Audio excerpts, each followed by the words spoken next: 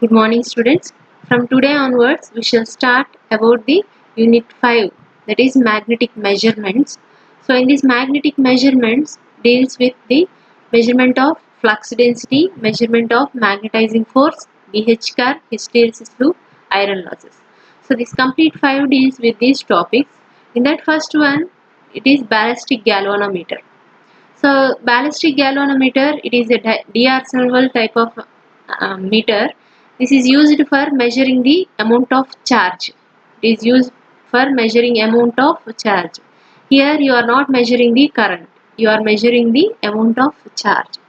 So this how this is going to be done. So we shall see the construction first of all.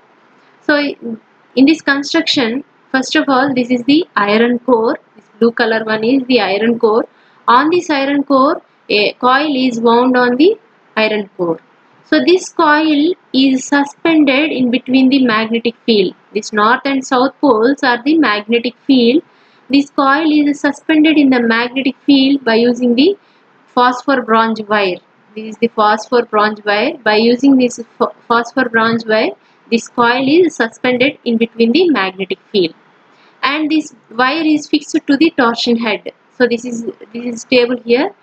That means it is fixed here, and the other end of the coil consists of a spring. Other end of the coil consists of a spring. This spring is used as the restoring torque. That means if the coil is twisted for some amount of time, then this spring makes it come back to the original position. So it acts as the restoring torque.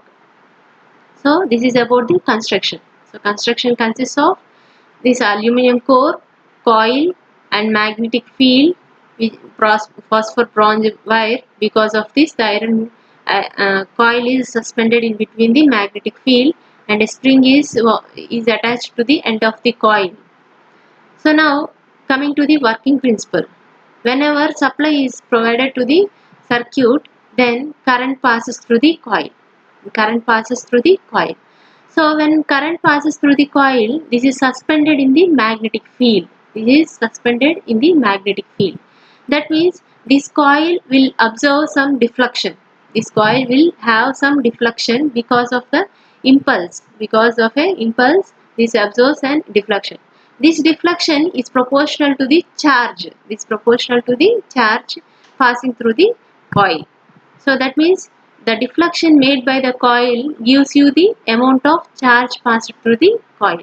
Here you have to observe that you are not measuring the current. You are measuring the amount of charge. So that amount of charge is measured from the deflection of the coil. Okay, this is about the working principle. So the galvanometer, which is used for estimating the quantity of charge flow. The quantity of charge flow through it is called ballistic galvanometer. So this is the definition, and the working principle of the ballistic galvanometer is it depends on the deflection of the coil, which is directly proportional to charge passing through it. So that means deflection will indicate the amount of charge passing through the coil. Okay. Next, the galvanometer measures the majority of the charge passes through it in spite of the current. Here you are not measuring the current, you are measuring the charge. Okay, this is about the working principle. Now let us discuss about the equation of motion of ballistic galvanometer. So equation of motion means how you are going to show that deflection is giving you the amount of charge. That is how deflection theta is proportional to the charge that you are going to derive in this equation.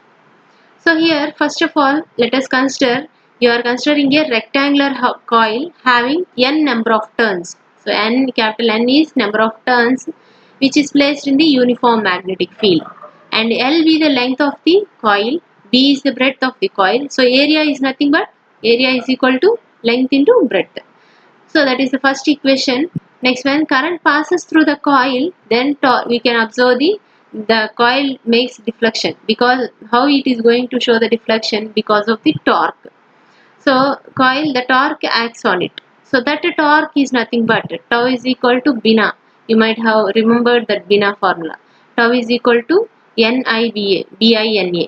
So B is the flux density, N is the number of turns of the coil, I is the current flowing through the coil, and A is the area of cross section of the coil. Next, if you differentiate the above equation, tau dt is equal to beta into dt. Next, if the current passing through the coil for t seconds, that means if it is passing for certain amount of time, then you need to calculate the total torque. How you can calculate? That is by using the integration. So integral tau dt from 0 to t is equal to NBA integral 0 to t I dt. So integral 0 to t I dt is nothing but the charge. The integration of current is nothing but the charge, that is represented by letter Q. Small q indicates the charge. Now the Q is the total charge passing through the coil. So the moment of inertia of the coil is given by I. Capital I indicates the moment of inertia, and angular velocity through which it is moving is omega, and the expression for angular momentum. So momentum is nothing but product of moment of inertia into angular velocity. So I into W is equal to angular momentum. Mark it as equation 5. Next, from the angular momentum is equal to, angular momentum is nothing but force acting on the coil. So if you observe, this force acting on the coil is substituted in this, you make these two equations equal, that is 4 is equal to 5 means that becomes L I omega is equal to NBA into Q. Now whenever it is deflected, then I told you the spring is attached at the end of the coil. What does this spring does? This will try to restore the coil to its original position. So that restoring torque is nothing but half into c theta square. So theta is the deflection made by the coil.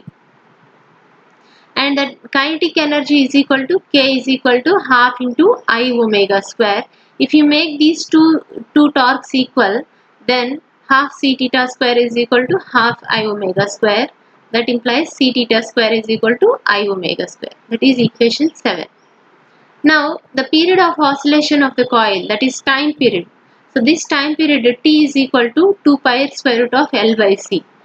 So now T square squaring on both sides, that becomes T square is equal to 4 pi square I by C. That means T square is 4 pi square is equal to I by C. This is nothing but cross multiplying CT square is by 4 pi square is equal to I. Now by multiplying the equation 7 from the above equation we get. So equation 7, what is the equation 7? Equation 7 is nothing but c theta square is equal to I omega square. So now by multiplying these two equations, then it would become c square t square theta square by 4 pi square is equal to I square omega square. That is equal to c t theta by 2 pi is equal to I omega. That is square rooting on both sides. You will be getting this c t theta by 2 pi is equal to I into omega. Now from the above equation, c theta by 2 pi is equal to NBAQ. Now from this, what is Q? Q is equal to, you make this, take these three letters to that side. That becomes CT theta by NBA into 2 pi. That means except theta, everything is constant for certain amount of time.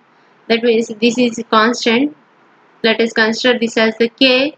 K is equal to CT by 2 pi BNA.